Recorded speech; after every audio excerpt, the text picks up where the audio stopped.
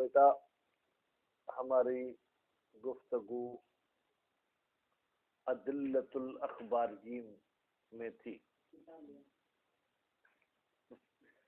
اچھا، اخباری حضرات کس چیز پر دلیل پیش کر رہے تھے کہ جب ہمیں شبہ ہو، فی الحال تحریمیہ کی بات ہے، موضوعیہ کی بات نہیں ہے، جب کسی چیز کے حرام ہونے کا شبہ ہو، کوئی دلیل اس کے حرام ہونے پر نہیں ہے، تو وہاں پر اصولی براعت کے قائل ہو گئے اور اخباری احتیاط کے. تو اب وہ جو بھی دعویٰ کی جاتی ہے تو اس کی دلیل بھی دی جاتی ہے، بغیر دلیل کے کوئی دعویٰ قابل قبول نہیں ہے. مثلا گلشیر صاحب کہتے ہیں کہ یہ بیڈ میرا ہے، سلطان شاہ صاحب کہتے ہیں کہ یہ بیڈ میرا ہے. ٹھیک بیٹا، کوئی گواہی؟ سلطان شاہ صاحب کہتے ہیں کہ اس کے نیچے جو گدا ہے اس پہ میرا نام لکھا ہوا ہے. ٹھیک، اب ہم دیکھیں گے اگر نام ہے تو یہ ان کو دے دیں گے، بشرطی کہ انہوں نے چھپ چھپا کے اس پہ نام نہ لکھا ہو. کبھی تو ایسا ہے کہ آپ کی چیز پہ میں نام لکھ لیتا ہوں، ایسے بھی چلتا ہے. فرض ایسا ہے کہ ہر ایک کا بیڈ اپنے قبضے میں ہے، وہ اپنے بیڈ پر کسی کو بیٹھنے بھی نہیں دیتا، فرض ہمارا یہ ہے. پھر اس بیڈ پہ مثلا کیمرہ بھی فٹ ہے کہ اس پہ مالک کے علاوہ کوئی اور نہیں آ سکتا، پھر اگر ان کا نام ہے تو ان کو دے دیں گے. اگر گلشیر کہتا ہے کہ صحیح سلطان شاہ کی کوئی دلیل، سلطان شاہ نے کوئی دلیل تو نہیں ہے میرا، گلشیر سے پوچھیں گے آپ بتائیں، وہ کہیں گے کہ اس گدے کے نیچے سیوتی کا پیپر رکھا ہوا ہے. ہم اٹھا کے دیکھیں گے سیوتی کا پیپر ہے، ہاں بھائی آپ کا ہے، ایسا ہے یا نہیں؟ تو دلیل کے ساتھ بات مانی جاتی ہے. اب ہم کہتے ہیں جناب اخبارین کو آپ کے پاس کیا دلیل ہے کہ ہم احتیاط کریں؟ کہتے ہیں کہ کچھ احادیث کہتی ہیں کہ ضروری ہے کہ شبہ کے وقت آپ وقوف کریں، یعنی ٹھہر جائیں، اس کے بارے میں کوئی نظریہ نہ دیں. تو مثلا ایک حدیث یہ ہے الوقوف عند شبہ خیر من الاقتحام فی الحلقہ، بھائی کہ شبہ کے وقت ٹھہر جانا بہتر ہے کہ ہم جا کے ہلاکت میں پڑے. یعنی اگر ہم اس کام کے مرتکب ہوں گے تو ہمیں ہلاکت ہو سکتی ہے. اس قسم کی 2-3 اور بھی حدیثیں ہیں، بس ان سے پتہ چلا کہ جس چیز کے حرام ہونے کا شبہ ہمیں ہے، بھائی اگر وہاں رک جائیں، اس کو انجام نہ دیں، تو پھر تو یقین ہے کہ کوئی ہلاکت، کوئی سزا ہمیں نہیں مل سکتی، تو ہمیں رکنا چاہیے یعنی احتیاط کرنا چاہیے. مصنف صاحب اس پر اعتراض کرتے ہیں کہ میرے بھائی یہ جو آپ احادیث لائے ہو، یا تو ان کا تعلق شبہ موضوعیہ سے ہے، شبہ حکمیہ سے ہے ہی نہیں، جبکہ ہماری گفتگو کس کے بارے میں ہے؟ شبہ حکمیہ کے بارے میں. یا یہ جو آپ احادیث لائے ہو ان کا تعلق ہے شبہ محصورہ کے ساتھ، جبکہ ہماری بحث جو ہے کیا ہے؟ شبہ غیر محصورہ میں. یہ کیا مطلب شبہ محصورہ کا مطلب ہے کہ میرے ٹیبل پہ 4 کتابیں پڑھی ہیں. کتنی کتابیں پڑھی ہیں؟ 4. میں من باب مثال کہہ رہا ہوں، 2 ہیں، 3 ہیں، 4 ہیں، 5 ہیں، 10 ہیں.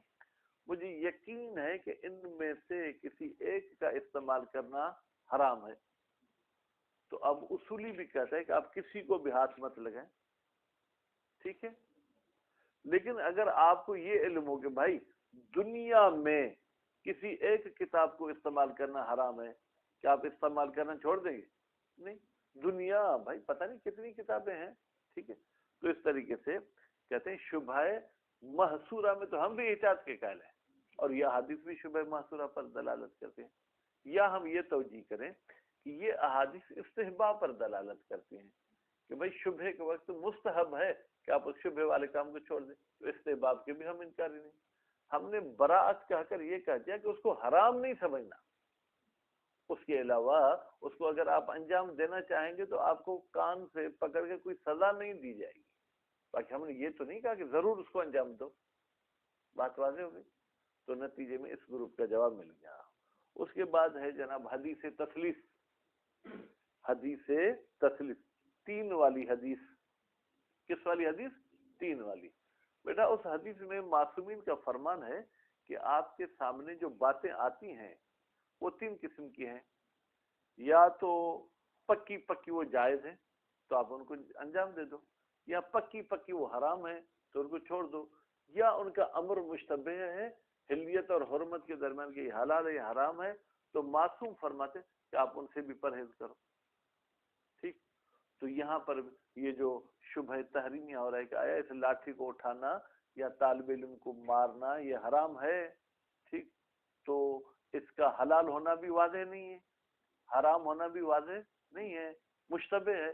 تو کہتے ہیں یہ حدیث کہتی ہے مشتبہ والی چیز سے بھی آپ کو پرہیز کرنا چاہیے، پھر تو اس سے بھی پرہیز کرنا چاہیے.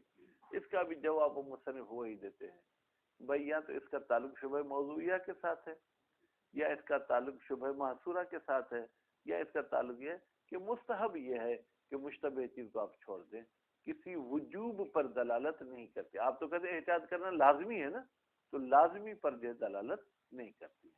بہرحال نتیجہ یہ نکلا کہ نہ قرآن سے نہ سنت سے احتیاط ثابت ہوا. کل دلیل عقل انشاءاللہ پڑھیں گے اور دعا کریں کہ اللہ تعالیٰ اس کرونا کی وبا کو ختم فرمائے. یہ جو ہمارے ملک میں چھٹیاں کی باتیں چل رہی ہیں، اللہ کرے کہ ہمیں مجبور نہ کریں چھٹی کرنے پر. الثالثۃ، جناب تیسرا گروپ احادیث کا، لزوم الوقوف عند شبہت، لازمی ہے آپ کا رکنا شبہ کے وقت. ہناک، بیٹا ہناک لگتا ہے اشارہ تھوڑا دور کے لیے نزدیک کے لیے نہیں ہے. ہناک یعنی شبہ تحریمیہ میں روایات، ایسی روایات ہیں، تدلو، یا ہناک شریعت میں ایسی روایات ہیں جو دلالت کرتی ہیں علی لزوم الوقوف، کہ ضروری ہے کہ آپ ٹھہر جائیں، آپ بریک ماریں، آپ انجام نہ دیں جب آپ کو شبہ ہو رہا ہے. وَأَنَّهُ، اور بتحقیق یہ وقوف، خیر بہتر ہے، من الاقتحام فی الحلقت، ہلاکت میں پڑنے سے. بیٹا اقتحام یعنی ہلاکت میں جا کر گرنا، ہلاکت میں جا کر پڑنا، اس سے بہتر ہے کہ آپ رک جائیں. وَإِلَيْكَ، اور آپ کی طرف، بعض ما، ہم بعض وہ احادیث پیش کر رہے ہیں یدل علی الوقوف، جو دلالت کرتے ہیں بیٹا کس پر؟ وقوف پر. ذالک کا اشارہ کہاں گیا؟ وقوف کی طرف. روا، روایت کی ہے جناب داؤد صاحب نے، جو بیٹے ہیں فرقد صاحب کے، انہوں نے کس سے نقل کیے؟ ان ابی شیبہ، ابی شیبہ سے، ان احدہما، ابی شیبہ نے ان دو میں سے کسی ایک سے نقل کی ہے. دو میں سے کون دو؟ بیٹا عام طور پر ہمارے دین کا پھیلاؤ پانچویں اور چھٹے امام کے زمانے میں ہوا ہے. تو کبھی کبھی راوی کو یہ تو یقین ہے کہ حدیث میں نے سنی ہے، لیکن یا پانچویں امام سے یا چھٹے سے، تو کہہ دیتے انا احدہما، دونوں میں سے کسی ایک سے میں نے یہ حدیث سنی ہے. قال علیہ السلام، امام علیہ السلام نے فرمایا، الوقوف عند شبہت، شبہ کے وقت، یعنی جب آپ کو معلوم نہ ہو سکے اس وقت ٹھہر جانا بہتر ہے ہلاکت میں پڑنے سے. پھر دوسری روایت، روا مسعدۃ بن زیاد، ٹھیک ہے، مسعدہ میں تا تو لگی ہوئی ہے لیکن یہ بیٹا ہے مرد، عورت نہیں ہے. اگر عورت ہو تو رویت یا روت ٹھیک ہے ہونا چاہیے تھا.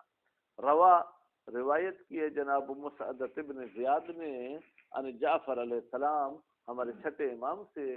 پھر چھٹے امام نے ان آبا ہی، اپنے آبا و اجداد سے روایت نقل کیے. پھر ان کے آبا نے کس سے روایت نقل کی؟ ان جد ہی، ان کے ان نبی صلی اللہ علیہ وآلہ وسلم، ٹھیک ہے.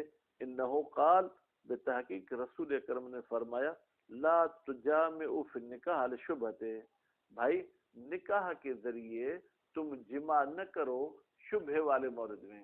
یعنی کوئی لڑکی ہے جو آپ سے شادی کرنا چاہ رہی ہے، اس نے آپ کی والدہ کا کچھ دودھ پیا ہے، لیکن اب یہ پتہ نہیں کہ آیا وہ شرائط والا پیا تھا کہ یہ بھی میری بہن ہو گئی، یا شرائط والا نہیں پیا تھا تو یہ میری بہن نہیں ہے، نتیجے میں میری شادی سے جائز ہے.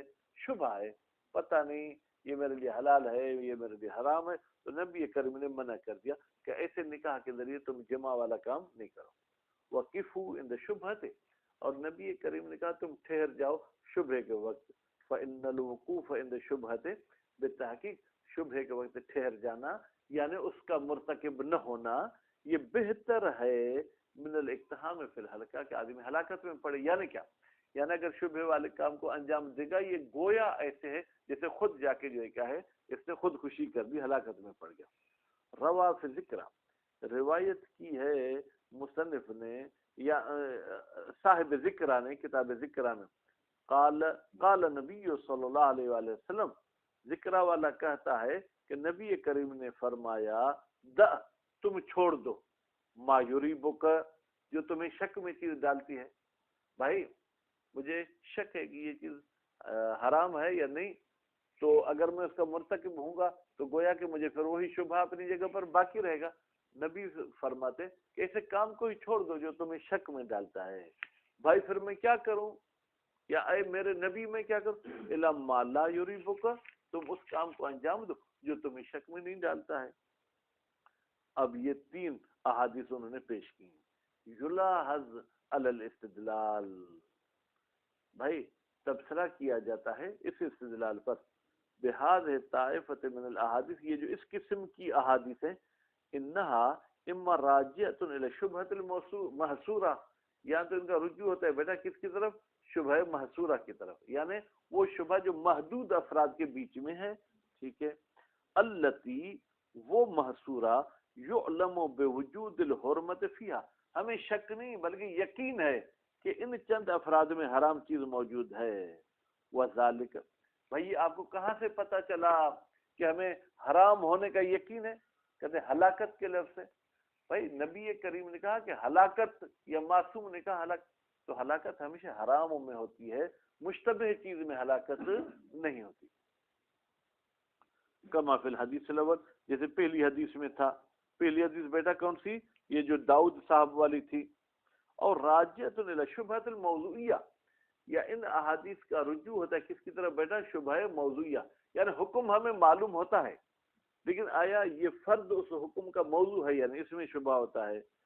التی لم یکن احد بالاحتیاط فیہا، بھائی شبہ موضوعیہ ایسی چیز ہے جس میں کوئی ایک بھی احتیاط کا قائل نہیں، کوئی ایک بھی، یعنی نہ اصولی نہ اخباری.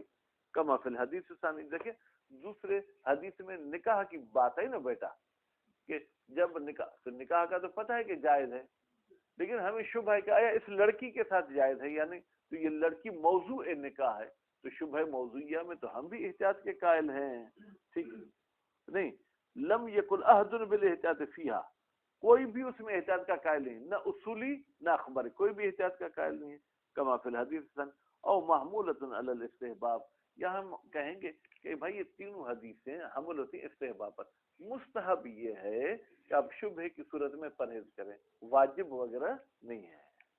کما فی الحدیث الاخیر، جیسے آخری حدیث میں کیا ہے بیٹا، نبی نے فرمایا تم چھوڑو ما یریبک، اس چیز کو جو تمہیں شک میں ڈالتی ہے. تو دع فعل امر ہے، وجوب پر تو قطعاً دلالت نہیں کرتا، تو زیادہ سے زیادہ استحباب پر دلالت کرے گا.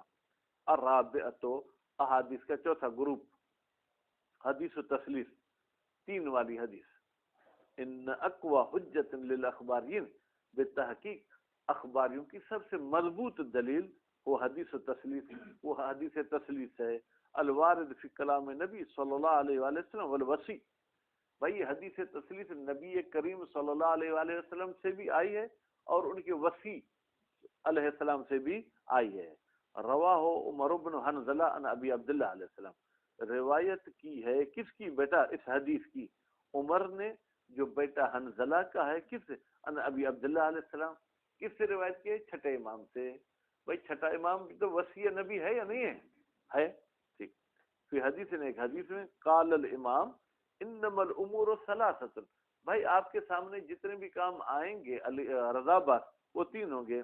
امر بین رشد یعنی بہتری، ایک ایسا کام ہے کہ جس کی بہتری بین مانا کلیئر ہے کہ یہ کام بہتر ہے. پھر کیا ہوگا، فیتبع، تو اس امر کی تو پیروی کی جائے گی. وہ امر بین غیہ یعنی غلط ہونا، ایک کام کی غلط ہونا بالکل کلیئر ہے، پھر اس میں کیا کریں گے مشاہد، فیجتنب، اس سے پرہیز کیا جائے گا. وہ امر مشکل، ایک ایسی بات ہے جو مشکل ہے، پتہ نہیں یہ بہتر ہے یا یہ بری ہے. یرد علمہ الی اللہ ورسولہ، اس مشکل بات کا ہم کوئی فتویٰ نہیں دیں گے، بلکہ کہیں گے بھائی اس کا علم یا تو خدا کے پاس ہے یا خدا کے رسول کے پاس ہے. یعنی کیا مطلب، اگر آپ براءت کے قائل ہوتے ہیں گویا آپ نے فتویٰ دے دی، جبکہ آپ کو فتویٰ دینے کا حق نہیں ہے۔ پھر نبی کریم صلی اللہ علیہ وآلہ وسلم نے فرمایا حلال بین، بھائی ایک تو چیز ایسی ہے جس کا حلال ہونا واضح ہے، وہ حرام بین، اور ایک ایسی چیز ہے جس کا حرام ہونا کلیئر ہے، وہ شبہات بین ذالک، اور ان کے بیچ میں کچھ ایسی چیزیں جو شبہ ناک ہوتی ہیں کہ حلال ہیں کہ حرام ہیں۔ فمن ترک شبہات، تو نبی کریم نے فرمایا جو بھی مشتبہ چیزوں کو بھی چھوڑے گا تو نجا من المحرمات، وہ حرام کاموں سے بھی نجات پائے گا۔ ومن اخذ بشبہات، اور جو شخص بھی مشتبہ چیزوں کو انجام دے گا ارتکب المحرمات، تو وہ حرام کا مرتکب ہو جائے گا، وہ ہلک، اور وہ تباہ و برباد ہو جائے گا، من حیث لا یعلم، ایسے پہلو سے، ایسی جہت سے جس کا اس کو بھی علم نہیں تھا کہ میں ہلاک ہو جاؤں گا۔ ثم قال فی آخر الحدیث، پھر رسول اکرم نے حدیث کے آخر میں فرمایا فإن الوقوف عند شبہات، بتحقیق شبہ کے وقت ٹھہر جانا، خیر بہتر ہے، کس سے؟ من الاقتحام فی الحلقات، کہ آپ پڑ جائیں حلقات میں۔ ان اب گویا کہ اس کا بھی جواب دے رہے ہیں کون؟ آگا جعفر سبانی۔ ان مورد تسلیس الوارد فی کلام الوسیع، بالتحقیق اس تسلیس کا مورد یعنی جس پہ یہ حدیث فٹ ہوتی ہے، جو تسلیس وارد ہوئی ہے وسیع کے کلام میں، وہ شبہات الحکمیہ، وہ شبہات حکمیہ ہیں۔ وہ حاصل التسلیس، بھائی اس تسلیس کا حاصل، ابھی بھی اخباریوں کی گویا کہ حمایت چل رہی ہے، اس کا حاصل، نچوڑ، خلاصہ کیا ہے؟ انما یبتلی بہ المکلف، بتحقیق ما، وہ کام، یبتلی جس میں مبتلا ہوتا ہے، مرتکب ہوتا ہے مکلف، انجام دیتا ہے مکلف، اما بین رشد، یا تو ان کو اچھا ہونا واضح ہے، فیتبع، تو ان کی پیروی کی جائے گی، و اما بین غیہ، یا اس کا جو ہے کیا غلط ہونا واضح ہے تو پھر اس سے پرہیز کیا جائے گا، وہ اما الامر المشکل، یا تو وہ مشکل بات ہے، فلا یفتی بما لا یعلم، تو پھر یہ فتویٰ نہیں دے گا جس چیز کا اس کو جو ہے کیا علم نہیں ہے، حتی یرجع نہیں پڑیں گے، حتی یرجع حکم الی اللہ، یہاں تک کہ یہ بندہ لوٹائے اس چیز کا حکم خدا کی طرف، بھائی خدا کو علم ہے، خدا ہی خود بتائے گا۔ والجواب، ادا مہربانی، جواب کیا ہے؟ ان تسلیس فی کلام الوسیع ینسجم، بتحقیق یہ جو تسلیس نبی یہ امام کے قول میں آئی تھی، ینسجم یعنی یہ سیٹنگ میں آتی ہے، مع طائفۃ الاولی، پہلے والے روایات کے گروپ کے ساتھ۔ وہ پہلے والا گروپ کیا تھا؟ من حرمت الافتاء بغیر علم، بغیر علم کے فتویٰ دینا۔ بیٹا اصولی کہتا ہے تو پھر بھائی میں برات کا کر فتویٰ تو نہیں دیتا ہوں کہ یہ چیز حلال ہے یا حرام، میں کہتا ہوں ظاہراً ایسا ہے، لیکن حقیقت کیا ہے خدا جانتا ہے، وہ اصولی بھی نہیں جانتا۔ واما تسلیس فی کلام رسول، یہ جو تسلیس رسول اکرم کے کلام میں آئی، فموردها شبہات الموضوعیہ، تو بھائی اس کا مورد اصل شبہ حکمیہ ہے ہی نہیں، جبکہ ہماری بحث کس میں ہے؟ شبہ حکمیہ میں ہے۔ التی یقطع بوجود الحرام فیہا، وہ شبہات موضوعیہ جس میں یقین ہے کہ اس میں حرام و بیٹا موجود ہے، وہی تنطبق علی شبہۃ المحصورہ، تو نتیجے میں یہ فٹ ہوتی ہے کس پر؟ شبہ محصورہ پر۔ کیوں؟ حیثو ان ظاہر الحدیث، بھائی حدیث کا ظاہر کیا ہے کہ ان ہناک حلالا بین، وہاں حلال بین بھی ہے، حرام بین بھی ہے، وہ شبہات بین، یعنی آپ کے سامنے چند محدود چیزیں ہیں، ان میں کچھ حلال ہیں، کچھ حرام ہے، کچھ میں ہمیں اشتباہ ہو رہا ہے۔ علاوہ جن اس طریقے سے وہ مشتبہ ہیں، لو ترک شبہات، اگر یہ مشتبہ چیزوں کو چھوڑے تو نجا من المحرمات، تو یہ حرام سے نجات پائے گا۔ ٹیبل پہ 10 چیزیں ہیں، ایک چیز کا استعمال کرنا حرام ہے، اگر میں 10 کے 10 کو چھوڑ دوں تو یقیناً میں حرام سے بچ گیا، اگر ان میں سے کسی ایک کو انجام دوں تو پھر ممکن ہے وہی حرام ہو تو میں حرام میں پڑ گیا۔ وَلَوْ أَخَذَ بِشُبْهَاتٍ، اور اگر اس نے پکڑ لیا، انجام دے دیا شبہات کو، تو پھر ارتکب المحرمات، یہ محرمات میں ہو جائے گا، وَهَلَكَ مِنْ حَيْثُ لَا يَعْلَمُ، اور یہ ہلاک ہو جائے گا ایک ایسے پہلو سے جس کا اس کو بھی علم نہیں تھا۔ وَمَا هَذَا شَأْنُهُ، کہتے ہیں اور وہ احادیث جن کا یہ شان ہے، یعنی جو شبہ محصورہ یا شبہ موضوعیہ کے ساتھ تعلق رکھتی ہیں، فَهُوَ خَارِجٌ عَنْ شُبْهَةِ الْبَدْوِیَّہ، تو ہماری گفتگو تو شبہ بدویہ میں تھی، یہ تو شبہ بدویہ سے خارج ہو گئے۔